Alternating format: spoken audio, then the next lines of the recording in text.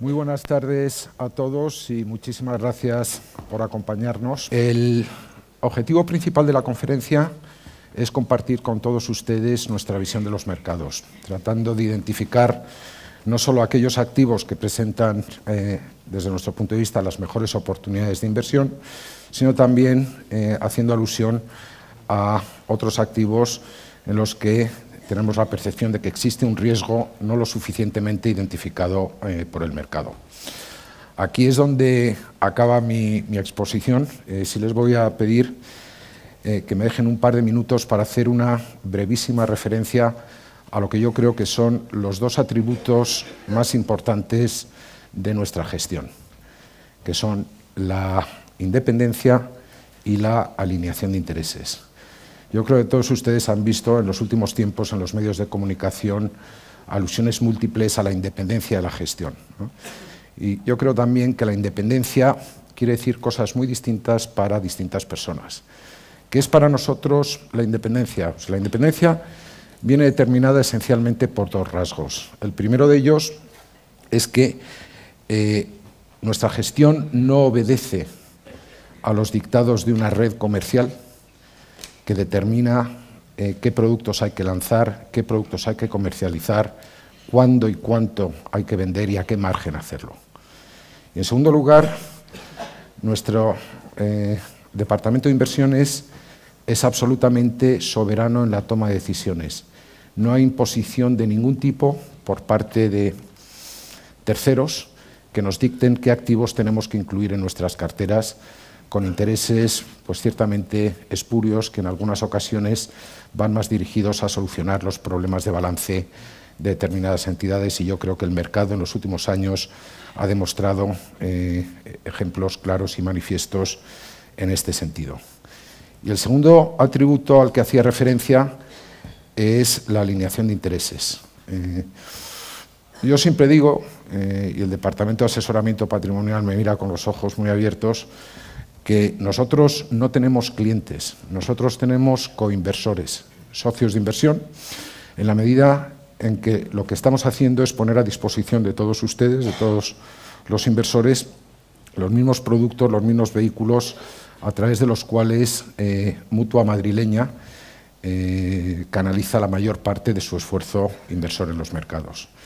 Por eso yo creo que la conjunción de independencia en la gestión y alineación de intereses se unen para ofrecer una propuesta de valor que sinceramente creo que es imbatible en el mercado. Y con esto, pues de nuevo agradeciéndoles su presencia, ya voy a dejar el protagonismo al Departamento de Inversiones y esperando que arrojen luz, algo de luz, sobre lo que nos depara el ejercicio 2019, después de un ejercicio como el del 2018, que ha sido, yo creo, en esquema de mínimos, turbulento. Con lo cual, muchas gracias de nuevo. Ricardo González, director general de Mutuactivos e Inversiones. Muchas gracias, Juan. Buenas tardes. La verdad es que desde la Agencia de Valores nos ocupamos principalmente de la relación con los inversores, con lo cual estábamos encantados de organizar un evento como este y les agradecemos que hayan acudido a esta invitación que con tanto cariño les hemos hecho, ¿no? Cuando venía a la oficina esta mañana, pensando en la conferencia, pues me he acordado rápidamente de mis inicios en esta industria hace más de 20 años y ya directamente en departamentos de relación con inversores. Y me acordaba perfectamente del primer reporte que tuve que darle a un cliente, ¿no? Me acuerdo, yo trabajaba en un banco americano y me acuerdo perfectamente que este cliente tenía un fondo en Japón que llevaba un 60% de rentabilidad, un fondo en Estados Unidos con un 40% de rentabilidad, en renta fija iba ganando algo y estaba pensando en 2018 y decía, uff, qué vida aquello sí que era vida de tener relación con inversores, ¿no? Esa es la parte en la que he visto el vaso medio vacío. Pero luego me he acordado también de otras cosas que han pasado en estos 20 años. La crisis.com, donde vimos caídas de más del 40%, especialmente en 2002. La crisis subprime en 2008, con caídas del 40%, pero en un trimestre. Sí es verdad que eran activos de riesgo. La crisis subprime nos trajo después la crisis de deuda periférica, donde vimos a Grecia, pues la verdad es que muchísimos problemas, y con la posibilidad de que España pues fuera por el mismo camino. Y entonces ya no me pareció tan malo. El vaso no estaba tan vacío. Pero lo que está claro es que no podemos decir que el año 2018 ha sido un año bueno. Juan comentaba un año turbulento. Yo creo que como mínimo ha sido un año feo. Y es un año en el que lo que sí podemos decir es que no hemos ganado dinero. Y la realidad es que no lo hemos ganado o de forma real o de forma nominal descontada la inflación, ¿no? Pero eso es precisamente lo que vamos a tratar de abordar en la conferencia de hoy con los protagonistas, que son los miembros del Departamento de Gestión de Mutuactivos, que son aquellos que toman las decisiones por parte de todos nosotros y son los que tienen que sufrir todos esos cambios y vaivenes que vemos que los mercados financieros nos traen cada día, ¿no? Antes de dar paso al equipo de gestión, yo quería dar simplemente 3 mensajes. Esto me lo ha recomendado el Departamento de Comunicación de Mutua, que sabe mucho de esto, y me dice, mira, si tratas de dar más de 3 mensajes va a ser completamente imposible. Bueno, voy a tratar de ceñirme. Esos 3 mensajes son principalmente, primero, recordar nuestros principios. Yo creo que todos ustedes los conocen, pero yo creo que es bueno aprovechar este evento para recordarlos. Gran parte, lo ha comentado Juan al inicio, lo voy a pasar rápido, pero yo creo que es importante tratar de defender y recordar aquello que nos representa y que sobre todo nos diferencia de otro tipo de compañías. En segundo lugar, hacer un repaso por nuestra gama de productos y servicios y cuáles han sido los resultados de forma genérica. Cada vez tenemos un mayor número de productos y esto es difícil hacerlo de forma concreta, que hemos tenido en 2018. Y en último y en tercer lugar, ver cómo le está yendo a Mutuactivos en términos de negocio, ¿no? Realmente cuáles son nuestras características y nuestro crecimiento, ¿no? Como decía, en primer lugar, para recordar la parte de los principios, estamos tratando de garantizar ese rigor, la transparencia y la independencia para los clientes. Y esto se basa principalmente en 4 pilares. El primero es tener al cliente en el centro. Esto la verdad es que lo decimos prácticamente todos y el que no lo diga pues ya empieza teniendo un problema como mínimo de marketing. Pero la realidad es que en el Grupo Mutua este enfoque es el más relevante de todo su plan estratégico en el grupo. Y tener al cliente en el centro implica que una compañía trabaje por las necesidades de un cliente. Y eso significa recursos humanos, financieros, tecnológicos, que son los que esta organización está poniendo a disposición del cliente. En segundo lugar, la gestión activa e independencia. Sobre la independencia he hecho varios comentarios, Juan, al inicio. Nosotros seguimos posicionándonos primero como una gestora activa. Es decir, está muy bien la gestión pasiva. Hay un gran incremento en saldos, especialmente en Estados Unidos. Está siendo muy difícil generar alfa y batir a los índices de referencia en Estados Unidos y a costes muy baratos se puede invertir en ese tipo de mercados y activos, pero la realidad es que nosotros estamos siendo capaces de batir a los índices de referencia. Lo estamos haciendo con consistencia, estamos generando alfa y lo que tenemos muy claro es que los benchmarks o los índices de referencia no tienen por qué representar las mejores oportunidades de inversión. Representan los valores de mayor liquidez y mayor capitalización, con lo cual este es un enfoque claro dentro de nuestros principios. Ha hablado Juan también de la alineación de intereses, y yo creo que es clave. Muy pocas compañías pueden decir que realmente lo que busquen sean coinversores, no clientes, como ha comentado Juan. Y nosotros somos el principal exponente de ello. Es decir, el primer partícipe en todos los fondos es la propia Mutua, con lo cual lo que buscamos es esos coinversores a los que se refería Juan, para buscar sinergias. Esas sinergias de volumen nos permite tener mayor profundidad de mercado, poder acceder a activos a los que no podríamos simplemente con nuestra inversión o poder acceder a negociar mejores condiciones en el mercado de las que podríamos hacer a nivel individual. Con lo cual, es otra parte de los principios básicos. Y por último es el control de riesgo, que desde luego es una característica que nos define. Todas nuestras metodologías de gestión están basadas en el control de riesgo y dedicamos muchísimos recursos tecnológicos y también humanos a estas metodologías de control de riesgo, ¿no? Probablemente tener una compañía de seguros como accionista al 100% y tener un primer cliente como es Mutua también nos ha metido en nuestro ADN estas características, ¿no? Y cuando veía esta presentación me he acordado de una cita que le atribuyen a Napoleón en la que decía que realmente las palancas que mueven a las personas son 2, que son el miedo y el interés. Yo creo que Napoleón se olvidó del amor y del odio, que también mueven bastante, pero probablemente su personalidad estaba mucho más marcada hacia el miedo y el interés. Y es clave en nuestro negocio. Es decir, realmente son los 2 factores por los que normalmente estamos tomando decisiones de inversión. Y es muy importante ver cómo los principios de Mutuactivos van precisamente para cubrir estas 2 palancas. El miedo a través del control de riesgo y el interés para buscar la alineación de intereses en una industria que está muy marcada por los conflictos de interés y que hemos visto muchos ejemplos en la comercialización de productos y servicios financieros donde es fundamental el poder tener este principio básico dentro de nuestros criterios en la relación con nuestros inversores. Como decía, primer mensaje, recordar nuestros principios. Vamos a pasar al segundo. Recordar los productos. Yo creo que tenemos una gama muy amplia de productos, desde seguros de ahorro garantizados, nuestros fondos de inversión. Hemos ampliado a fondos de terceros, aquellos nichos y categorías que nosotros no gestionamos y cubrimos. Toda la gama de ahorro finalista, ligado con planes de pensiones o planes de previsión asegurado. Y especialmente los servicios de gestión delegada. Hay que hacer un foco especial en Mutuactivos Aporta, el servicio de gestión discrecional de carteras que hemos lanzado en el mes de octubre y que está teniendo un comportamiento, la verdad es que espectacular. Fue capaz de preservar capital en el último trimestre del año pasado, que fue el más duro de todo 2018, y ha empezado este ejercicio con rentabilidades muy fuertes, entre el 1,5% y el 4% en función del perfil de riesgo. Pero sobre todo detenerme en el gráfico que hay a la derecha. De nuestros 19 fondos rankeados en Morningstar y 5 planes de pensiones, en el año 2018, el 83% lo han hecho por encima de la media. Han tenido unos resultados mejores que la media de su categoría. Han batido a la competencia. Y es más, de ese 83%, el 56% están entre los mejores, en el primer cuartil, entre el mejor 25% de cada cuartil del ranking. Con lo cual, ha sido un año feo, ha sido un año duro, pero mucho mejor haber pasado este año en Mutuactivos que en la mayor parte de las entidades en las que ha llovido mucho más de lo que ha llovido en las carteras de nuestros clientes. Y por último, decía, tercer mensaje, ¿cómo nos va en Mutuactivos? Pues yo creo que si podemos demostrar que tenemos productos de calidad, porque esto significa rentabilidad, control de riesgo y comisiones atractivas, y además tenemos unos principios que nos permiten ganarnos la confianza de los clientes, pues como se imaginarán nos está yendo bien. Las cosas nos están yendo bien.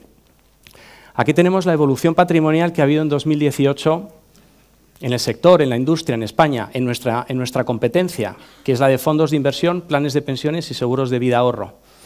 Los planes de pensiones han perdido patrimonio, un 2%. Perdón, los fondos de inversión han perdido un 2% de patrimonio en lo que llevamos de año. La verdad es que la rentabilidad, como hemos visto, ha afectado mucho a este crecimiento. Los planes de pensiones han caído un 3,6%. No solo les ha afectado la rentabilidad, aquí también nos está afectando pues, el impacto de nuestros reguladores, ¿no? Y la verdad es que aquí estamos preocupados porque tenemos un entorno político que realmente no está apostando firmemente por el ahorro finalista e incluso está incentivando los rescates de planes de pensiones para poder mantener ciertas ventajas fiscales que de otra forma se perderían, ¿no? Y yo creo que habría que recordarle a la agencia tributaria en particular y a los políticos en general que estas medidas fiscales se impusieron para conseguir una neutralidad fiscal entre a qué tipo nos deducimos cuando aportamos y a qué tipo pagamos cuando cobramos. Pero la realidad es que la recaudación está siendo protagonista dentro de las medidas que está tomando nuestra agencia tributaria y bueno, este es el impacto. Desde la última reforma fiscal importante relacionada con pensiones en el año 2006, hay un encefalograma plano en la industria, no están creciendo los activos bajo gestión, no está creciendo el ahorro ligado a la jubilación. En seguros de vida ahorro, al ser un año de malas rentabilidades, sí hemos tenido, sobre todo para la parte garantizada y de rentas, PIAS y SIALP, que sí tienen ciertos impactos fiscales, un crecimiento de un 2,6%, pero en general el sector ha caído un 1%, ese 0,9% que vemos. Frente a ese 0,9%, Mutuactivos está creciendo casi un 7% en su patrimonio de clientes terceros en el año 2018, con lo cual las cosas nos están yendo bien. Hemos crecido en 214 millones de euros y en el total de clientes administrados y gestionados por Mutuactivos hemos crecido más de un 20% en este año. Con lo cual, insisto que los resultados siguen siendo buenos. Hemos terminado gestionando 6.552 millones de euros y manteniendo ese liderazgo como la mayor gestora de fondos de inversión independiente de grupos bancarios en España, que es algo que nos honra y que desde luego estamos tratando de mantener. Con esto terminamos la introducción y esos 3 mensajes iniciales que quería dar. Y ahora llega el momento, sobre todo, de darle el protagonismo al equipo de gestión y de analizar desde un punto de vista más profundo los mercados, los riesgos y las oportunidades. A mí me gustaría empezar pidiéndole al responsable del departamento, Emilio Ortiz, que salga aquí a contestar las primeras preguntas y que podamos empezar a analizar un poco todo lo que hemos estado anticipando. ¿Qué tal, Emilio? Buenas tardes. Buenas tardes. Yo quería empezar preguntándote si esto que he comentado de 2018 es tan malo, es tan feo, es tan turbulento. ¿Cómo has visto tú el ejercicio de 2018? Pues sí, el año 18 ha sido un año muy complicado, como ya habéis comentado.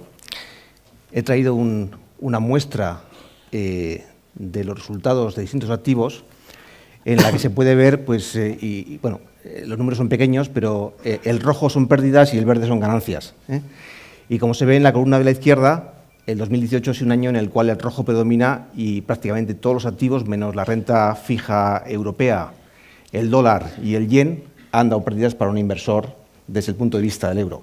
De hecho, es el año con mayor porcentaje de activos en pérdidas de los últimos 100 años. Es un año malísimo. Todos recordamos que el año 2008 fue un año de grandes pérdidas en los mercados, lo tenemos a la derecha, y la gran diferencia es que en el 2008 las pérdidas se concentraban en los activos de alto riesgo, básicamente la renta variable. Sin embargo, en la parte de renta fija, en los activos monetarios o en los bonos, pues la rentabilidad fue positiva y en algunos casos muy buena. ¿Qué ha pasado en el 2018? Bueno, que partíamos de unos tipos de interés muy bajos, donde el potencial ya de los bonos era muy limitado y, bueno, el contexto ha sido negativo también para la renta fija, ¿no? Y en particular para el monetario, que es el activo más presente en las carteras de los clientes más conservadores.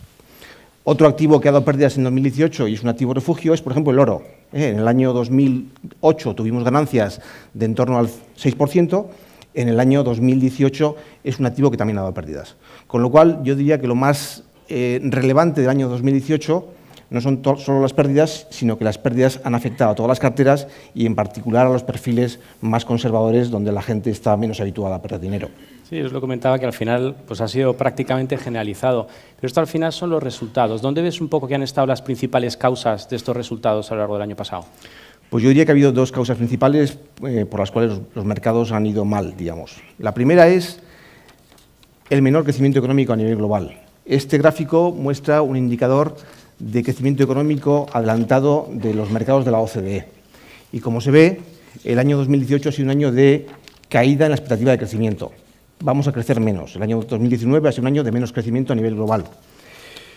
Esto en parte es porque el ciclo ya está muy maduro, llevamos varios años, sobre todo en Estados Unidos, de ciclo muy positivo, y en esta parte del ciclo es normal que el crecimiento sea más bajo, en parte porque los bancos centrales suben los tipos de interés para contener el crecimiento económico y evitar las burbujas, pero en segundo lugar porque hemos tenido una serie de eventos de política global, de geopolítica, que han sido bastante negativos para los mercados, en particular la guerra comercial de Estados Unidos con todos sus socios comerciales. Empezaron con México y Canadá y en los últimos meses hemos visto cómo Estados Unidos se enfrentaba a China, que es la principal potencia económica mundial después de Estados Unidos, y esto hace que los mercados se resientan.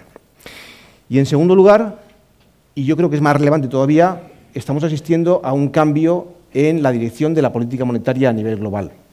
En este gráfico podemos ver la evolución del tamaño de los balances de los bancos centrales más importantes, el Banco de Japón, la Reserva Federal y el Banco Central Europeo desde el año 2008.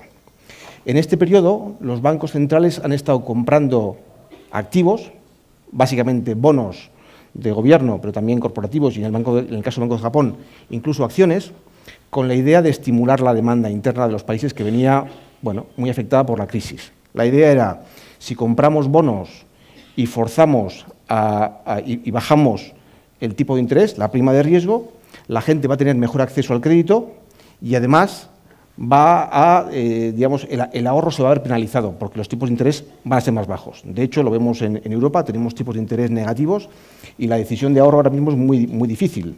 Es más fácil casi consumir que ahorrar, ¿no? Bueno, este periodo tiene como consecuencia una subida de los precios de los activos porque hay mucha demanda, los bancos centrales compran activos y suben los precios, y también tiene como consecuencia una bajada de las volatilidades y un aumento de la complacencia. La gente que no encontraba rentabilidad en los activos de menos volatilidad, de menos riesgo, se ha ido desplazando hacia activos de más riesgo. Primero el crédito, luego la renta variable, etc. Y todo eso ha cambiado a partir de 2018. A final de 2017, la Reserva Federal, que ya venía subiendo los tipos de interés, ha empezado a reducir su balance, ha empezado a vender bonos, pongámoslo así. Es decir, los vencimientos de cupones y bonos ya no se reinvierten. En el caso del Banco Central Europeo, a partir del 1 de enero, el ECB también ha dejado de ampliar su balance. Y esto cambia un poquitín la situación de oferta y demanda de los mercados. Si hasta ahora teníamos un comprador que compraba, veamos ahí que en el gráfico el volumen de compras agregadas de los tres bancos centrales equivale al 18% del PIB mundial o al 30% del PIB de cada una de las zonas. Llegado a un punto, pues ya no pueden comprar más. En el caso, por ejemplo, del Banco Central Europeo, porque ya ha llegado, digamos, a un límite de compras que, desde el punto de vista estatutario, no puede comprar más porque sería política fiscal y eso no está permitido. En el caso de la FED, porque la economía americana venía creciendo muy por encima ya de su potencial y se estaban generando inflación, bueno, han cortado las compras y esto hace que esa presión compradora pues desaparezca. Y esto, a fin de cuentas, lo que hace es aumenta las primas de riesgo y afecta a la valoración de los activos. Con lo cual, estos dos fenómenos, menor crecimiento y ese menor soporte de la política monetaria, es lo que explica en gran medida el mal comportamiento de los mercados en 2018. Sí, pero Emilio, realmente con esta situación, estamos viendo que en lo que llevamos de 2019 hemos tenido una recuperación muy fuerte de la rentabilidad. Es decir, prácticamente con la rentabilidad de enero y febrero hemos recuperado todas las pérdidas que teníamos del año anterior, desde los mínimos de octubre, en estos 2 meses. ¿Qué ha cambiado en este espacio tan corto de tiempo? Bueno, pues lo que ha cambiado fundamentalmente es la política monetaria. Este gráfico que ven aquí compara en azul la bolsa americana y se ve la caída de noviembre y diciembre con la expectativa que tenía el mercado o la probabilidad que le asignaba en el eje de la derecha a una subida de tipos en marzo. En las reuniones de octubre y noviembre del año pasado, la FED nos venía guiando a más subidas de tipos para contener la inflación. Pero con la caída de los mercados de diciembre, pues la propia FED yo creo que se ha asustado y lo que ha hecho es dar un cambio radical a su política monetaria, hasta el punto que ahora mismo los mercados de futuros de tipos de interés, en este caso, pues descuentan una probabilidad cero de subidas. La FED nos ha dicho que no va a subir tipos y además se plantea incluso, digamos, estabilizar su balance, dejar de reducir el balance. Es un cambio radical de postura. Además, hemos visto cómo la administración americana, Donald Trump, pues parece que ahora quiere llegar a un acuerdo con China. Nuestra interpretación es que, bueno, pues el presidente americano sabe que ningún presidente ha sido reelegido en un momento de crisis económica. Él tiene que mantener la economía boyante para poder ser reelegido. Y entrar en una guerra comercial con China pues no es lo más recomendable, con lo cual seguramente llegue a un acuerdo. Y estos son los dos factores que seguramente explican este rebote de las bolsas y de todos los mercados, porque ha sido general en lo que va de año. Muy bien, hemos repasado el año 2018, este primer inicio con esa explicación del por qué vemos esta subida, sobre todo en los activos de riesgo, pero en general en todos los activos.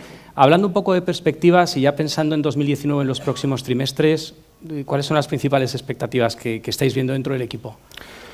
Bueno, nuestra visión en general es de mucha cautela, o de cautela. ¿Por qué? Bueno, porque pensamos que todo lo que hizo caer los mercados en la última fase del 2018, en realidad todos esos riesgos siguen ahí. Y el principal riesgo que vemos es el riesgo de una ralentización en el crecimiento económico a nivel mundial. En este gráfico lo que vemos es el crecimiento o la expectativa de crecimiento económico de las principales zonas del mundo. Y como vemos, en todos los países o en todas las áreas geográficas estamos viendo menos crecimiento, salvo en Latinoamérica, porque ellos tuvieron una crisis, sobre todo Brasil, en el año 2016 y están saliendo ahora. Pero vemos como China va a crecer menos, vemos como Estados Unidos va a crecer menos y vemos como en realidad el mundo va a crecer menos. En el caso de China hay que tener en cuenta que es una economía que es la que más aporta al crecimiento global. Hemos visto datos a final de año realmente preocupantes. Por ejemplo, las ventas de coches en China en el mes de noviembre y diciembre han caído a niveles del 15% año contra año, lo cual es preocupante.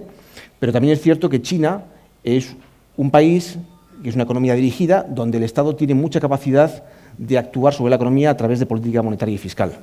Y entonces China es posible pues, que ralentice esa caída del crecimiento. En el cierre tenemos a Estados Unidos. Estados Unidos viene de crecer a tasas muy por encima de potencial, fundamentalmente por el impulso fiscal de la bajada de impuestos que aprobó la administración Trump en el año 17.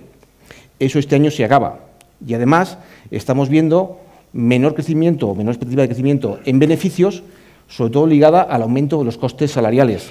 Lo hablábamos antes, llevamos 10 años en los cuales el factor capital se ha beneficiado de manera más que proporcionada, digamos. Estamos viendo en esta última fase del ciclo cómo el factor trabajo, los salarios, empiezan a subir. Y lo normal es que los beneficios crezcan menos y los salarios crezcan más. Eso, en general, no es bueno para los mercados, ¿vale? Y en medio tenemos Europa, que es la economía más abierta, que más depende del comercio internacional, donde tenemos ya dos economías que están prácticamente en recesión. Bueno, Italia está en recesión y Alemania, que tuvo un tercer trimestre muy malo por un tema muy ligado con los cambios legales respecto a las emisiones de coches y porque parece ser que el Rin no lleva agua, entonces no pueden transportar mercancías. Lo cierto es que Alemania lleva 2 trimestres que no crece.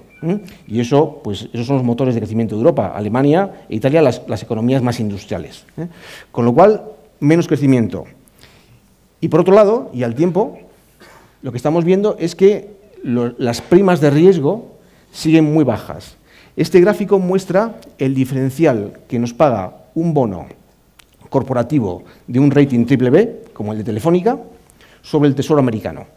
Y lo que estamos viendo aquí es que estamos en la parte más baja del ciclo.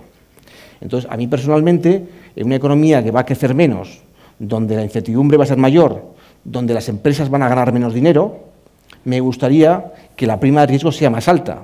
Ahora mismo, la verdad es que invertir en deuda corporativa pues parece poco atractivo, porque si las cosas van a peor, y pueden ir a peor, pues lo normal es que las empresas les cueste más pagar sus deudas y, por lo tanto, el mercado reaccione subiendo los tipos de interés, los diferenciales. Entonces, lo que vemos son primas de riesgo demasiado comprimidas para esta fase del ciclo.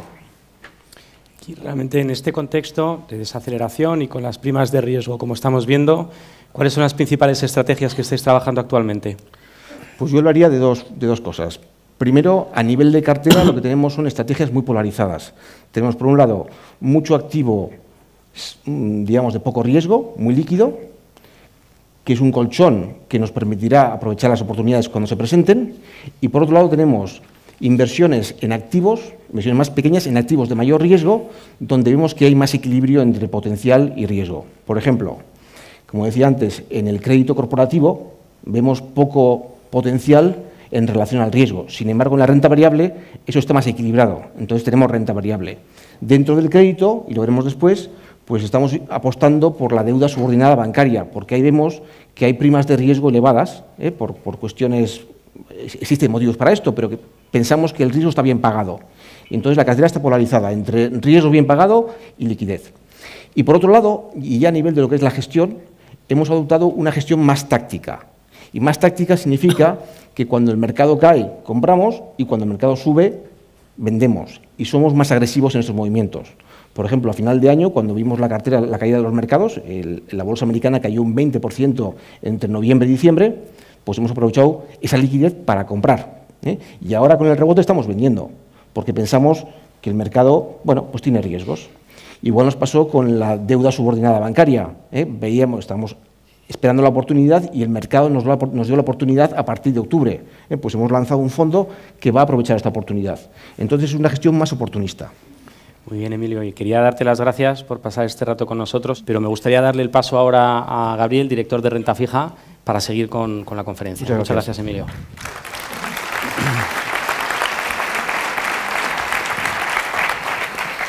¿Qué tal, Gabriel? Buenas tardes. Buenas tardes. Veíamos un poco el repaso más macro, bajando ya a activos.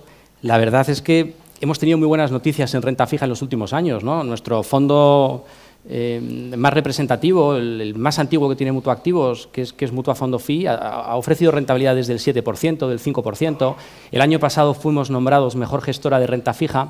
Sin embargo, en los últimos trimestres, la verdad es que no hemos tenido buenas noticias, ¿no? ¿Qué expectativas tenemos con respecto a la evolución de los tipos de interés y de su impacto en este tipo de activos? Bueno, la verdad que los tipos de interés han sido un verdadero quebradero de cabeza en los últimos años para renta fija, ¿no? En este gráfico hemos puesto los tipos de interés o el IBE riesgo en azul en los dos mercados principales, Europa representado por Alemania y Estados Unidos, y ha sido un quebradero de cabeza porque han estado intervenidos por los bancos centrales. Como mencionábamos antes, bueno, los bancos centrales decidieron intervenir para sacarnos un poco del estancamiento económico en el que nos habíamos metido en la gran recesión provocada por la crisis financiera 2007-2008, Y mientras estaba claro cómo era la forma de salir de eso, de inyectar dinero en la economía, había papeles académicos, la gente sabía que bajando tipos, inyectando dinero, haciendo que el crédito fluyera, el estancamiento iba a desaparecer y la economía iba a mejorar, nadie sabía, y no sé si nadie sabe todavía, cómo se hace el proceso contrario, cómo se normalizan los tipos y cómo se recupera una economía normal. Japón lo lleva intentando décadas, Estados Unidos está ya en su quinto o sexto año y en Europa pues estamos en ello, ¿no? Justo ahora, como comentaba Emilio. El problema es que en cuanto se empiezan a subir tipos, el mercado se pone nervioso, las bolsas caen, la economía se ralentiza, los políticos se ponen nerviosos y entramos en una bucle de la que aparentemente pues, no sabemos salir, ¿no? Hemos sido testigos de esto las últimas semanas, en las que la Reserva Federal ha dado un giro de 180 grados, un giro descarado, en los que se esperaban subidas de tipos, ahora ya no hay subidas de tipos, el balance no va... lo va a mantener, incluso le va a dar la inflación, ¿no? Entonces, bueno, en Europa pues parece ser que la subida de tipos se va a retrasar. Esperábamos que iba a ser a lo largo de 2019, o eso decía Mario Draghi, ahora esperamos que sea a finales, pero siempre se va retrasando un poco, ¿no? En Estados Unidos ha habido algo de subida de tipos, pero parece ser que no va a ser mucho más agresiva. Yo diría que los tipos van a permanecer bajos más tiempo de lo que esperábamos, no solo hace unos meses, sino incluso hoy en día. ¿Podemos contar entonces con que esa remuneración de los activos sin riesgo que estamos viendo, ¿no? Esos depósitos en cero, esos productos garantizados en cero, todos estos problemas a los que nos estamos encontrando, va a continuar en un periodo razonablemente largo de tiempo? Va a continuar durante algún tiempo. Yo no diría que son activos libres de riesgo, porque si no te paga nada, digamos, yo diría que son activos con un riesgo asimétrico, no hay nada que ganar, el rendimiento es cero y hay mucho que perder, ¿no? No solo estamos hablando de depósitos, sino estamos hablando de muchísima deuda soberana y corporativa que tiene rendimiento negativo y que solo puedes perder, ¿no? Hemos visto bonos General Electric que en octubre cotizaban con rendimiento negativo, pasan al mercado, unos resultados malos y te caen un 5% en 2 tardes, ¿no? O sea que yo creo que va a seguir, pero es un riesgo asimétrico. Muy bien. Entonces es importante valorarlo cuando creemos que no tenemos riesgo al invertir en un depósito o en un producto garantizado, ¿no? Pero bueno, ya lo hemos visto en el pasado. Sí me gustaría también preguntarte con respecto a las expectativas de inflación, ¿qué tanta repercusión puede tener en las rentabilidades de los activos de renta fija, ¿no? La inflación, que es el enemigo, digamos, clásico de la renta fija, de la inversión, lo hemos representado en estos gráficos en rojo, comparado con los tipos de interés. La gran diferencia es que la inflación no está intervenida como los tipos de interés. Lo cierto es que sí ha estado subyugada muchos años porque China ha exportado deflación, porque cambios demográficos, cambios tecnológicos, ¿no? Podríamos tener varias conferencias hablando del tema, pero ha estado muy baja durante muchos años. Hemos empezado a ver señales recientemente que hace que la inflación, tradicionalmente hubiera hecho que la inflación iba a subir. Ha subido algo, no tanto quizá como hubiéramos esperado, quizá por el movimiento del petróleo a finales del año pasado, pero desde luego la tasa de empleo en Estados Unidos, que está en un récord baja, en Europa los salarios en Alemania están negociando al 2,5, es decir, hay señales suficientes para pensar que la inflación no solo va a subir, sino que va a seguir subiendo. Incluso en Alemania se puede ver en la parte izquierda la inflación.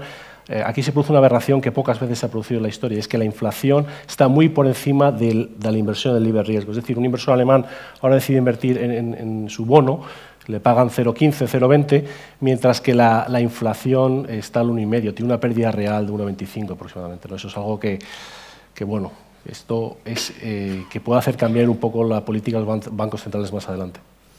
Muy bien, ante este escenario tan complicado, ¿veis alguna estrategia, veis algún activo, hay algo que os guste especialmente que podamos destacar como una oportunidad? Bueno, por ejemplo, hemos comentado antes, nosotros lo que buscamos en general en todos los activos es simetría, que a la hora de invertir podamos, es decir, el riesgo que asumamos por invertir, por lo menos el retorno esté ahí, ¿no? Un ejemplo que vemos claramente es en las diferentes emisiones que vemos aquí de los que puede hacer un banco. Esto es algo simplificado, pero bueno, tenemos un bono senior, es el rendimiento que podemos ver aquí, alrededor de algo por debajo del 1%, luego la deuda un poco más subordinada, que es la llamada la LT2, o la más subordinada de todo, que es la AT1 o COCOS.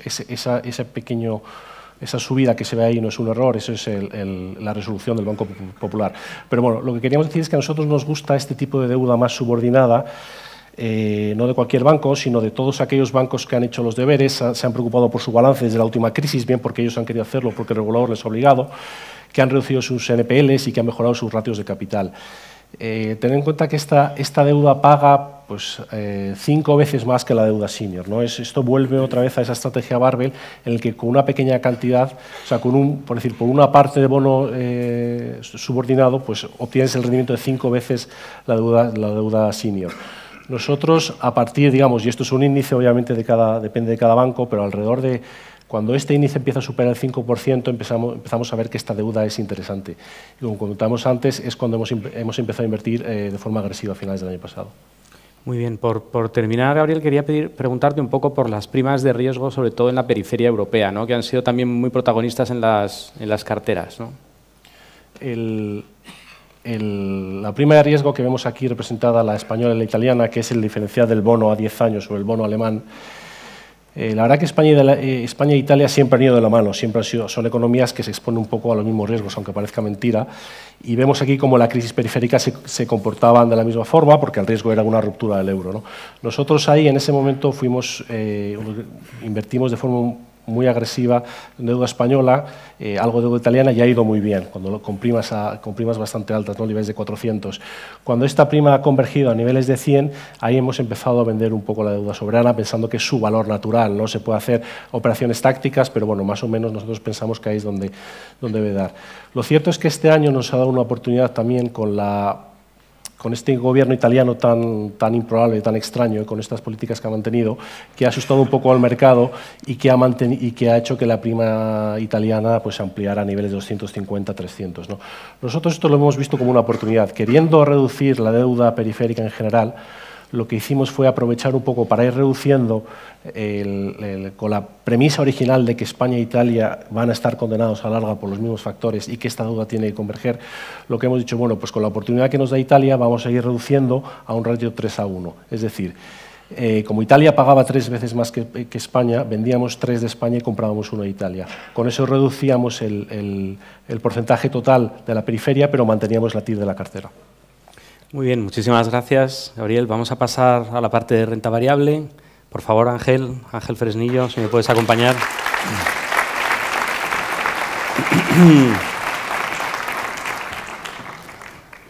Buenas tardes, Ángel. Nos presentaba Ángel al inicio, Emilio, un entorno de desaceleración en el crecimiento, incluso con dudas con respecto a una recesión. ¿Cómo ves realmente ese impacto en bolsa, que me imagino que será bastante directo? Hombre, lo primero que tenemos que tener en cuenta es que la renta variable es, por definición, el activo más volátil. Teniendo en cuenta el escenario que nos ha desgranado Emilio, si finalmente esas estimaciones de desaceleración se confirman o incluso si llegan a adquirir más velocidad, hay una variable que impacta directamente en la línea de flotación de la renta variable, ¿no? En los activos, que son los beneficios empresariales. Teniendo en cuenta, además, yo creo que ya lo ha comentado Emilio, que los ritmos de crecimiento, sobre todo en la bolsa americana, llevan siendo increíblemente altos en estos últimos 10 años, pues hay una asimetría clara que creemos, a nuestro juicio, que no es sostenible, ¿no? Por lo que podríamos decir que sería uno de los activos, si no el que más, de los que más perjudicados se verían en este entorno de incertidumbre. Pero ¿es posible, tú crees que es posible ganar dinero en bolsa, en acciones, en este escenario? Esa es la pregunta buena, ¿no? Claro que sí. Aquí, en situaciones de incertidumbre, aunque parezca un poco contradictorio, es donde realmente tiene sentido lo que nosotros llamamos la gestión activa, ¿no? Gestionar de manera activa significa, al menos como nosotros lo entendemos, es buscar y encontrar, y es complicado, ¿no?, compañías que son capaces de generar beneficios de manera recurrente, independientemente del ciclo en que nos encontremos. O sea, incluso hay compañías que tienen crecimientos cuando la economía cae o el PIB cae, ¿no? Claro, estas compañías, todos las conocemos, suelen ser las típicas compañías de calidad, suelen ser compañías que siempre están caras, y por eso decía lo de contradictorio, porque precisamente cuando la volatilidad se manifiesta y al final el mercado cae, y ahí el mercado ya no distingue entre lo bueno y lo malo, es cuando tienes esa ventana de oportunidad para comprar estas compañías y hacer la cartera de los próximos años, ¿no? Hay algunas compañías que también, no siendo de calidad, también son atractivas porque pueden crecer en entornos de crecimiento. Pues sí, también las hay.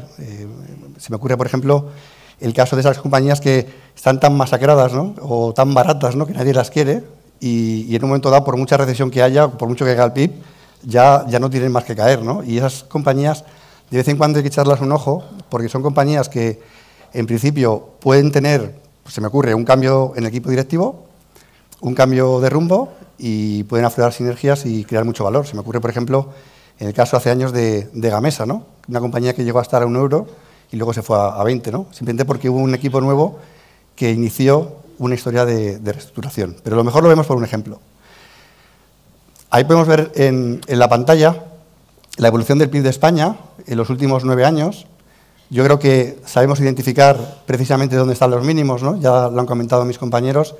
Ese menos 3,6% de crecimiento del PIB en 2009 fue como consecuencia de la crisis global que se inició en Estados Unidos. El menos 2,9%, que es el tenemos más reciente porque lo sufrimos aquí más nosotros, ¿no? Que es el tema de la crisis periférica, cuando las primas de riesgo en España sí fueron por encima de los 600 puntos básicos, los rescates y todas estas cosas, ¿no? Y ahora, si os fijáis, aparecen ahí 3 líneas que corresponden a la evolución de los beneficios de esas 3 compañías que ahí aparecen, ¿no? Una es CIA Automotive, es una compañía que se dedica a hacer pequeños componentes para la industria automóvil. La otra es Viscofan, es una compañía que se dedica a producir y a distribuir tribas artificiales para las envolturas de productos cárnicos. Y luego tenemos arriba Yastel, ¿no? Una compañía aparentemente en un sector muy duro, de mucha competencia, que en principio, es increíble ver cómo ese gráfico, claramente vemos que esas compañías tienen poca sensibilidad a lo que es la historia de decrecimiento de la economía, ¿no? Entonces, precisamente se trata un poco de esto, ¿no? De encontrar estas compañías. Yo, lógicamente, no hay mucho tiempo, pero vamos, en el caso de CIE y Viscofan, todo el mundo conoce su secreto. En el caso de CIE es el proceso productivo que tiene unos estándares de calidad y de entrega increíbles que se ha reconocido a nivel mundial. Y el caso de Viscofan también es una empresa de estas que decíamos de calidad, ¿no? Estas 2 compañías, que es complicado comprarla cuando a ti te apetece porque siempre están caras, en diciembre, por ejemplo, dieron una oportunidad y ahora forman parte de Mutafondo España, que es nuestro fondo de referencia, ¿no? La de arriba es quizás un poco anecdótico, sí que me gustaría comentarlo, porque el otro día hablábamos dentro del equipo, ¿no? Yastel es una historia de las que decíamos antes, ¿no? Compañía masacrada, con precios tirados, que en el 2009 estaba a punto de quebrar. Llegó un equipo directivo nuevo, lo comentábamos otro día porque Jaime, ¿no? Que es nuestro especialista en el sector de telecomunicaciones, recibió la llamada del consejero delegado y tuvieron una comida de trabajo y le explicaron un poco dónde estaban un poco las herramientas que creían que podían reflotar la compañía. Lógicamente esperamos un poco, ¿no? a tener algo de visibilidad. Nos subimos al carro y luego al final la compañía empezó a crecer hasta tal punto que al final el operador de referencia mayor, que fue Orange, la compró y tuvimos una prima de M&A, de OPA, de casi el 25%. La compramos a 3 y la vendimos a 12 euros. Entonces, esto es un poco lo que tenemos que hacer nosotros, ¿no? Por eso, ¿por qué la fijación de fijarnos tanto en los beneficios? Porque al final, a largo plazo, lo que vemos es que el precio de las acciones termina siguiendo la evolución de los beneficios. Y en este mismo periodo, el IBEX con dividendos, que ha subido un 69%, pues luego estas compañías, que insisto, están en Mutafondo España, algunas estuvieron y otras están ahora, pues han tenido esta rentabilidad y de esto va un poco la historia, ¿no? Muy bien, Ángel. Has hecho referencia a Mutafondo España, nuestro fondo de renta española, bueno, ibérica, porque puede invertir hasta un 20% en Portugal. Y yo estoy seguro que en este auditorio tenemos a muchos partícipes del fondo, ¿no? La verdad es que primero quería felicitaros porque habéis conseguido que Mutafondo España termine el primero del ranking en el año 2018, en un año difícil de gestionar, y que otro año más batamos al IBEX, ¿no? Y generemos alfa, perdón, y demostremos que esa gestión activa de verdad paga, ¿no? En el año 2018 le hemos sacado una rentabilidad de más del 10% al IBEX, un 6% si incluimos dividendos dentro del IBEX, ¿no? ¿Dónde ha estado un poco la clave de esos resultados y de terminar el primero el año pasado? Bueno, en concreto el año 2018, la verdad es que no hemos hecho nada, en concreto el 2018, que haya provocado ese buen comportamiento, ¿no? Yo lo que diría es que el fruto, o el resultado, mejor dicho, del 2018, viene de decisiones que se tomaron en años anteriores. De hecho, nosotros cuando tomamos una decisión de inversión no esperamos tener resultados positivos de esa decisión de inversión hasta en media 2-4 años, ¿no? Que lo tenemos un poco Gestión de testeado. largo plazo. Efectivamente. Pero vamos, ya que me preguntas del año 2018, pues lo que hicimos fue capitalizar, en concreto, el buen resultado que tuvieron 2 o 3 compañías, que es verdad que teníamos un peso alto en la cartera porque teníamos mucha convicción. En concreto, pues se me ocurre Saet Agil, que es una compañía que desarrollaba parques eólicos, que salió a bolsa en 2015. Nosotros acompañamos a la compañía desde inicio. Y el año pasado pues vino un fondo de infraestructuras canadiense que se llama Brookfield, lanzó una OPA y nos compró la participación cuando teníamos un peso en el fondo del 4%, ¿no? Y que, además con una prima de, creo que recordar, entre el 12 o el 15%. Otra compañía que se me ocurre que hemos capitalizado también un poco los resultados del año pasado, Almiral. Almiral es una compañía que efectivamente también conocíamos bien, que teníamos desde el año 2016 un peso aproximado del 2%. El verano de 2017 fue un verano para no recordar, porque en un solo día la compañía cayó un 40%. Yo creo que el mercado... Teníais que estar ese día tensos, ¿verdad? Pues fue la verdad es que un verano para no recordar, al menos ese verano. Luego ya lo que vino después, sí, pero ese verano lo pasamos bastante mal. Al final lo bueno de tener un equipo de 6 personas es que en el fondo nos arropamos todos y al final luego la decisión, tanto los errores como los aciertos, son un poco de todos, ¿no? Y eso, quieras que no, también aporta mucho valor. Muy bien, la verdad es que no hemos comentado, Mutuafondo España acaba de cumplir 10 años y una rentabilidad media anual desde inicio superior al 9%, si no recuerdo mal, ¿no? Con lo cual está dando unos resultados en esa gestión a largo plazo, desde luego en línea con lo que tenemos que esperar de este equipo. Pasando ya un poco de forma más general a cuál es vuestro posicionamiento en las carteras, ¿dónde estáis viendo más valor actualmente? A ver, yo creo que valor vemos en muchas cosas, ¿no? O en muchos sitios. A nosotros siempre nos gusta lo que nosotros decimos, diversificar las fuentes de retorno, ¿no? Y en ese sentido intentamos buscar en las compañías, pues hay 10 factores cuantitativos que miramos siempre, pero intentamos buscarle todos los ángulos posibles, ¿no? Hemos traído aquí pues nuestras principales ideas. Al final no están todas, porque no cabían, ¿no? No quiere decir que las que no estén sean peores, pero aquí hay un poco una muestra representativa de lo que pueden ser los valores que tenemos en cartera, tanto la europea, como la de Small Mid Caps europeas o la Big Caps europea, como la que comentabas antes de Mutuafondo España, que es la ibérica. Y también un fondo que tenemos de reparto interesante, que es Mutuafondo Dividendo, ¿no? Que sobre todo está focalizado en lo que es la generación de caja, ¿no?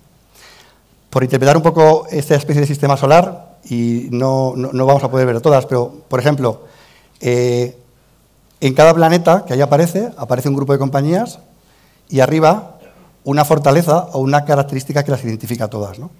Entonces, por ejemplo, en la parte de arriba aparece Euskaltel, que es una compañía del sector de telecomunicaciones, Navigator, que es una compañía, una papelera, que produce pulpa y lo transforma en los folios de oficinas, lo que tú tienes en la mano ahora mismo es de Navigator. Y Atlantia, que es una concesionaria de autopistas italiana, ¿no? Esas 3 compañías tienen la fortaleza de la generación de caja y son capaces ya este año de generar el 10% de su valor en bolsa, lo generan año a año vía generación de caja libre. Caja libre después de pagar impuestos y gastos financieros. Podríamos seguir un poco hacia adelante, luego aparece Zardoya y Merlin en dividendo recurrente. Estas en concreto son compañías como las anteriores, pero que además todo el beneficio que generan lo reparten al accionista. Y luego sí que me gustaría, por ejemplo, comentar, porque he dicho antes que también en esa búsqueda de compañías que generan beneficios, incluso descorrelacionando con lo que es la economía, en oportunidades de crecimiento, ahí aparecen dos compañías noruegas, Norway Royal Salmon y Marine Harvest, que están en nuestras carteras de Europa, que se dedican a la cría y producción del salmón. Entonces, bueno, hay que mirar un poco de todo, ¿no? Esto parece un poco extraño, pero al final... De los folios al salmón. Efectivamente, hay tendencias claras que se han identificado de que todos queremos comer de manera más saludable y más sana a medida que van avanzando las generaciones, ¿no? El salmón es una proteína animal sana que tiene bajo contenido en grasa y tiene mucho omega 3 y en principio hay una correlación directa entre lo que es el aumento de las clases medias, todo esto lo digo por toda la parte asiática, ¿no? Y también el consumo de esta materia prima, ¿no? O del salmón. La demanda es creciente, pero en cambio la oferta es limitada. ¿Por qué? Porque para que el salmón se desarrolle de manera correcta necesita temperaturas bajas, ¿no? Y entonces los sitios de producción están focalizados en los países nórdicos, o sea, en el Mar del Norte, en Chile, en Escocia, por ejemplo, y también en Canadá, ¿no? Entonces, esos son el tipo de historias que también miramos, ¿no? No sé, se me ocurre, por ejemplo, electrificación de la economía, que no es más que apostar por el desarrollo de las energías renovables, que esa tendencia la tenemos clarísima, tardará en llegar, pero va a llegar, o el crecimiento demográfico, por ejemplo, con Alstom o CAF, que son compañías, Alstom es una compañía francesa, CAF es una compañía española, que fabrican material rodante ferroviario y también lo mantienen, ¿no? Al final, el desarrollo de las ciudades, el no contaminar, bueno, lo del Madrid Central, lo del carril que tenemos aquí dentro de poco, va todo en esa línea, ¿no? El desarrollo de infraestructuras, el crecimiento demográfico, es muy interesante ver esta dinámica, porque en el año 2040, en teoría, vamos a ser 9.000 millones de personas en el mundo, ¿no? Va a crecer un 20%. Y eso son necesidades y hay correlaciones estadísticas que demuestran que tanto se necesitan infraestructuras de transporte como también de electrificación. Y ya no sigo, luego si queréis un poco en el cóctel rematamos. Yo sí quería preguntarte, ya en esta línea, si nos puedes hablar de dos nombres en particular que yo sé que han tenido más protagonismo en las carteras, que son Euskaltel y Zardoya. Bueno, vale, Euskaltel efectivamente es una de las posiciones más relevantes en nuestra cartera ibérica. Tenemos un 4 y pico % del fondo actualmente.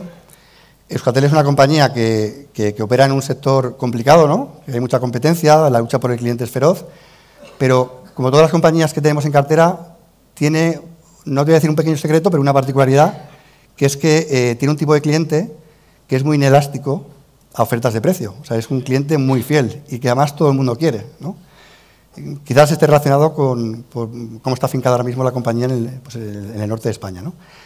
Es una compañía, lo pone ahí, que genera más de un 10% de su capitalización bursátil en caja, tiene unos márgenes del 50% y está haciendo un pequeño plan de expansión que no es muy agresivo. O sea, está comprando el operador de Galicia, se ha comprado el operador de Asturias y ahora ha iniciado un proceso de expansión pues, en la zona de Navarra, que es una zona natural de crecimiento, ¿no? Al margen de todo esto, me recuerda mucho a la historia de Yastel, porque en el último mes del año pues, ha habido bastante rumología, ¿no? En torno a una posible operación corporativa. De hecho, uno de los accionistas principales, que se llama Zegona, que es un fondo especializado en hacer adquisiciones en el sector de telecomunicaciones, pues está un poco detrás de la compañía y quiere incrementar la posición desde el 15 hasta el 29%, ¿no? Curiosamente, y esto ya no son fuentes oficiales, ya es la prensa, ¿no? Lo que dice Zegona es que estaría buscando para reemplazar al equipo directivo a aquel que hizo la historia en Yastel. Pero bueno, en cualquier caso a nosotros eso nos da igual porque como está la compañía ahora mismo gestionada con el equipo actual, nos parece una buena historia para tener en cartera. Y comentabas el tema de Zardoya. Zardoya, Otis. Yo creo que el Zardoya es el típico ejemplo de comprar calidad a buen precio, ¿no? O sea, Zardoya es una compañía que se dedica a la producción o fabricación y mantenimiento de ascensores. La primera vez que yo miré Zardoya me quedé impresionado porque España es el país del mundo donde más ascensores hay por habitante. Hay 20 ascensores por cada 1.000 habitantes. En Estados Unidos solo hay 3. O sea que eso, la verdad es que cuando lo vi me impactó bastante, ¿no? Y el 50% de los ascensores que hay en España hay 1 millón de ascensores, el 50% tienen más de 20 años de antigüedad. Entonces, esta compañía, el 90% de su negocio lo tiene del mantenimiento. Y esta compañía mantiene el 20% de los ascensores de España, que son 200.000 ascensores. Es una compañía que no tiene deuda y la última vez que yo la vi a 6 fue hace 8 años. Entonces, en diciembre dio la oportunidad y iniciamos posición, la fuimos construyendo y al final, pues, de momento sigue ahí en cartera. Curiosamente, y lo puedo decir porque es información pública, a esos niveles de precios, el consejero delegado y la familia que está como accionista, porque es un hecho relevante, también compraron. Y eso al final también es un mensaje de alineación de intereses, ¿no? Lo comentabais al principio de la reunión, que creo que es bastante potente. Muy bien, la verdad es que es un lujo oírte hablar del conocimiento tan profundo. Yo creo que es un lujo para todos los que somos accionistas de Mutuafondo España, somos partícipes y tenemos posición en el fondo, el tener todo este conocimiento que está representando, me imagino que de todo el equipo, del nivel de profundidad con el que conocéis a las compañías. Pero sí quería preguntarte para terminar, ¿cuál es el volumen de compañías que tenéis estudiadas? Es decir, con esta capacidad de análisis y de profundidad, ¿cuál es el tamaño o el universo de posiciones que estudiáis, de compañías que estudiáis, y en cuántas tenéis posición? Pues bien, nosotros tenemos la suerte de que, bueno, pues estamos en un sitio que se apuesta por la gestión y tenemos un equipo, aparte de con bastante experiencia, de 6 gestores analistas. Los 6 somos gestores y los 6 tomamos las mismas decisiones de manera consensuada. Entonces, cada uno es especialista en un sector en concreto y tenemos capacidad de impactar y de cubrir compañías de toda Europa. De hecho, las estrategias que tenemos abiertas no es solo Mutafondo España, también tenemos fondos de pequeñas y medianas compañías en Europa, ¿no? Entonces, nosotros tenemos modelizadas casi 500 compañías, 500 modelos de valoración, cuando en cartera actualmente tenemos unos 95 valores, con lo cual el inventario que tenemos y la capacidad de reemplazo es bastante potente, ¿no? Y luego, el año pasado, como un dato yo creo que es bastante significativo, nos hemos reunido todo el equipo, pues casi con 300 equipos directivos, ¿no?, de compañías, por toda Europa. Las españolas, lógicamente, las conocemos ya, es más fácil. También en Portugal hacemos viajes y quizás lo que nos cuesta un poquito más de trabajo, pero que ya vamos haciendo, es ir viajando por Europa. París, Frankfurt, en Londres hemos estado. Pues yo creo que es un lujo, ¿no?, poder hacer estas cosas como gestor de fondos. Muy bien, muchas gracias, Ángel. Claro. Le quería pedir que subiera ahora a Pedro Pablo García, nuestro responsable de Asset Allocation del equipo de asignación de activos. ¿Qué tal, Pedro Pablo? ¿Cómo estás? Buenas tardes, Ricardo. Yo quería empezar hablando, aunque volvamos otra vez a 2018, sí me parece interesante cómo en un año tan difícil de gestionar, como hemos visto que ha sido 2018, habéis conseguido en nuestras carteras mixtas, en nuestras carteras de gestión por perfil, unos resultados muy cercanos a la preservación de capital, ¿no? Es decir, rentabilidades entre el menos 0,5 en los más conservadores y en torno al 4% de pérdida en los más agresivos, en un entorno que hemos visto con activos, con caídas muy fuertes. Creo que son resultados para destacar. ¿Cuál ha sido un poco la estrategia que habéis seguido para conseguir estos resultados? Bueno, como tú decías, 2018 ha sido un año francamente difícil, ¿no? Siempre decimos que es difícil cuando empezamos los años a gestionar, pero el año pasado lo fue más, ¿no?, por el incremento de volatilidad y por todos los eventos que tuvimos.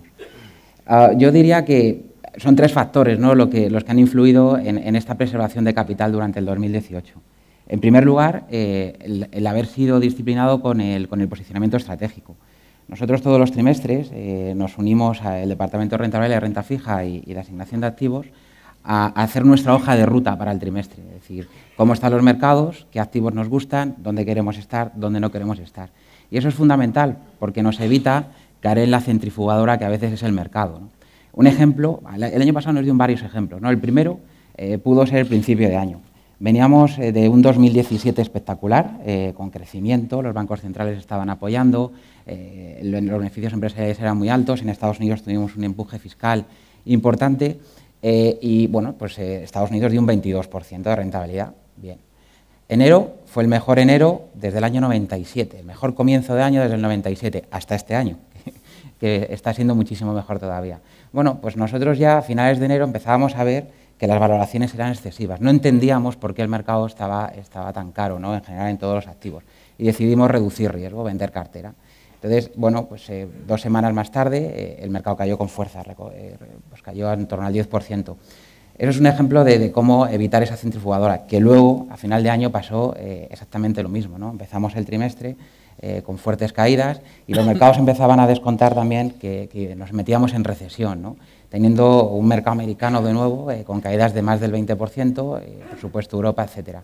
Bueno, pues ahí nosotros empezamos también a comprar, ¿no? En noviembre ya empezamos a hacer alguna incorporación en cartera y finalmente en diciembre, ¿no? Con lo cual, bueno, pues esa disciplina te permite alejarte de los ruidos de mercado.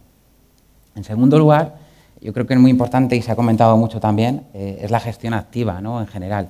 Buscando valor fuera de índices, siempre suele haber oportunidades en los mercados, por difícil que sea. Lo importante es buscarlo. Además tenemos, yo creo que una ventaja muy importante dentro del equipo y es que tenemos el lujo de combinar la renta variable y la renta fija. Y eso te permite muchas veces analizar los activos desde diferentes puntos de vista. Y hay veces, por ejemplo, yo recuerdo el año 2012, cuando analizábamos por tipo de activo si invertir o no invertir en España, pues realmente el valor estaba en la renta fija, porque te estaba ofreciendo por rentabilidades en torno al 7%, y decías, oye, ¿para qué voy a estar en renta variable con el entorno tan complicado que hay, cuando ya en renta fija con menos riesgo lo puedo conseguir, ¿no? Eso es un ejemplo. O luego, por ejemplo, compañías que se han mirado pues, desde diferentes puntos de vista. Hablamos de Almiral, donde tenemos tanto la acción como los convertibles, también lo hemos jugado. Entonces, eso es una ventaja claramente importante, ¿no? Entonces ha sido un año de gestión activa y de buscar oportunidades que finalmente pues, han dado su fruto. Y por último yo destacaría, lo comentabas al principio, el control del riesgo. Es algo inherente en Mutua, al final está en nuestro ADN y nosotros pues, lo ponemos en ese gráfico y es que nos gusta ganar dinero, porque evidentemente a todos nos gusta, pero sabemos que sufrimos mucho más cuando perdemos, ¿no? Entonces intentamos que eso no ocurra, porque además cuanto menos perdas, más rápido luego recuperarlo. Entonces ha sido un año, que además ha sido un año trampa, porque los mercados aparentemente no tenían volatilidad. Los activos menos arriesgados aparentemente pues han sido los que más han sufrido. Entonces hemos tenido las carteras con la mitad de riesgo de lo que habitualmente solemos tenerla. Entonces yo creo que esas serían las causas principales. Muy bien, y repasando un poco lo que hemos oído hoy, hemos visto sobre todo esa visión macro, hemos visto en activos en renta fija y en renta variable dónde vemos oportunidades, dónde vemos los riesgos. ¿Cuál es el posicionamiento actual que tenéis dentro de las carteras por tipo de activo? Bien, bueno, de nuevo recalcar lo complicado que están los mercados, ¿no? Sobre todo porque estamos en un proceso de desaceleración económica y en un momento en el que pues, los resultados empresariales empiezan ya pues, a pararse, ¿no? Después de años de muchísima actividad. Entonces pensamos que no es el año de ser valientes, de apostar fuertemente por los activos, porque la rentabilidad pues, va a ser escasa y sobre todo va a llevar mucho riesgo, ¿no? En ese sentido, esta es nuestra hoja de ruta que tenemos para este trimestre. Lo rojo es lo que nos gusta menos o donde ponemos menos peso y lo verde donde nos gusta más. Por tipo de activo, en renta variable estamos infraponderados. Pensamos que no es necesario arriesgar demasiado nuestro capital en estos momentos y especialmente ahora después de un recorrido de más de un 12% en los mercados, ¿no? Entonces ahí estamos con cierta cautela. Dentro de las diferentes zonas geográficas nos gusta más Europa que Estados Unidos. Estados Unidos lo ha hecho muy bien por las razones adecuadas, ¿no? Por ese crecimiento de la economía y porque bueno, pues ha ido acompañando esos beneficios, pero creemos que se está pagando demasiado por ello. Entonces, nuestra apuesta va más por Europa. Dentro de esa infraponderación que tenemos, pues preferimos jugarlo por Europa, que tiene un retorno quizá más simétrico que pudiera tener Estados Unidos. Y luego en emergentes estamos empezando también a ver oportunidades. El año pasado fue muy complicado, fue de los primeros mercados que empezaron a caer y además hubo mucha distinción entre países. Países como Turquía, Sudáfrica, que se vieron arrastrados porque también tienen déficit por cuenta corriente importante y tenían que salir al exterior a financiarse en un entorno en el que los tipos de interés subieron con fuerza en momentos puntuales y en los que además el dólar se apreciaba, ¿no? Eso ha cambiado o empieza a cambiarse. Vemos que los tipos de interés, aunque puedan tener una senda alcista, están algo más contenidos, especialmente con el mensaje que nos están dando los bancos centrales. Hay cierta estabilidad en el dólar, de hecho podemos esperar algo de depreciación y además el crecimiento es mejor en estas economías, ¿no? Sobre todo pues por China. De ese modo pues, nos gusta más la renta variable emergente. Pero en emergentes, en renta variable, pero también en renta fija, ¿no? También en renta fija. En renta fija, como activo, estamos infraponderados o nos gusta menos. Y la pregunta que nos hacemos es, oye, ¿realmente que el bono alemán nos pague un 0,20% durante los próximos 10 años es un chollo? ¿Merece la pena estar invertido cuando el riesgo que corro de caída es elevado? Esa es la primera pregunta que nos hacemos y creemos que ahora no es el momento, salvo que pensemos que estamos en una gran recesión, que tampoco es nuestro escenario principal, ¿no? Entonces, dentro de la renta fija, los gobiernos ofrecen poca rentabilidad. Ya hablábamos de Alemania. La renta fija corporativa, pues le pasa algo similar, ¿no? Hemos estado aprovechándonos, ¿no?, de los diferenciales, cómo se iban reduciendo, y se da el caso que, por ejemplo, compañías como Nestlé, si quiere salir a emitir un bono a 3 años, le tenemos que pagar dinero para que se financie. O sea, eso no lo hemos visto nunca ni en los libros de texto, ¿no? Entonces creemos que ahí no hay valor y que además es, como decimos, muy asimétrico. Un ejemplo, Día, la compañía de supermercados, antes del verano estaba cotizando el bono pues, a niveles de 0,6%. Esa es la rentabilidad que te da un bono a 2-3 años. Bueno, pues Día, que era de cierta calidad crediticia, pues por problemas en sus cuentas llegó a caer un 45%. Es ese tipo de riesgos asimétricos que no estamos dispuestos a asumir, ¿no? Y por eso estamos con poco riesgo. Sin embargo, en renta fija emergente que preguntábamos, pues vemos cierta estabilidad desde un punto de vista macro. También hay que ser selectivo con los países que elegimos, pero hay algo más de colchón donde merece la pena estar. Igual que el crédito financiero, como comentaba anteriormente Gabriel. Muy bien. Veo la parte de materias primas con cierta sobreponderación. Cuéntanos un poquito más cómo estáis jugando esta estrategia. Sí. Bueno, las tesis de inversión son similares a las que hemos contado para emergentes, pero además hay algo adicional, ¿no? El mercado de materias primas es un mercado de verdad, quiero decir, que se rige por la oferta y la demanda. Cuando hay mucha oferta, pues el precio cae, y cuando hay mucha demanda, pues el precio se ajusta, ¿no?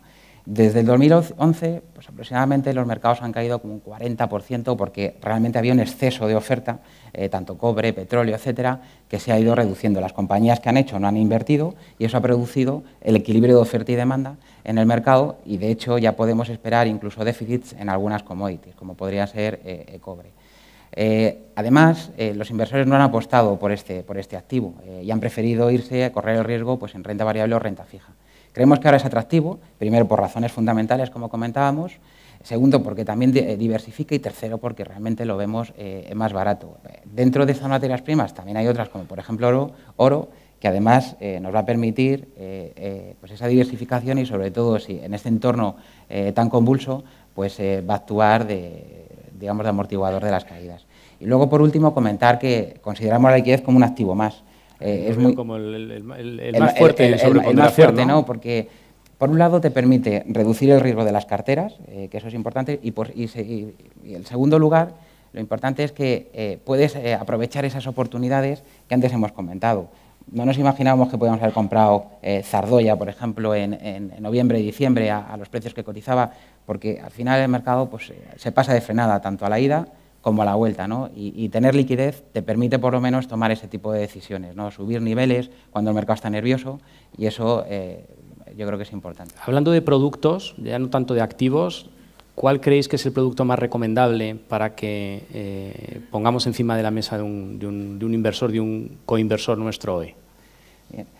La verdad que hasta 2017 invertir, no voy a decir que fuera fácil, pero era, digamos, más sencillo porque era invertir, esperar y tener los frutos, tanto en renta variable como en renta fija. Teníamos un entorno muy favorable.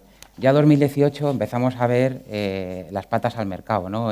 Cómo nos empezó a asustar ya desde enero y cómo ese incremento de riesgo y de volatilidad pues, hace ver lo importante que es una gestión flexible, es importante diversificar, tener una cartera diversificada y creemos que en este entorno lo mejor son productos pues, gestionados, ¿no? Que te permitan tomar estas oportunidades de mercado, que siempre suele haberlas, y en ese sentido pues, tenemos esa gama de fondos gestionados o las carteras gestionadas a través de Mutuo Activos Aporta, que nos va a permitir tener esa visión estratégica de mercados y sobre todo pues, controlar el riesgo de nuestros clientes en base pues, al perfil que puedan tener.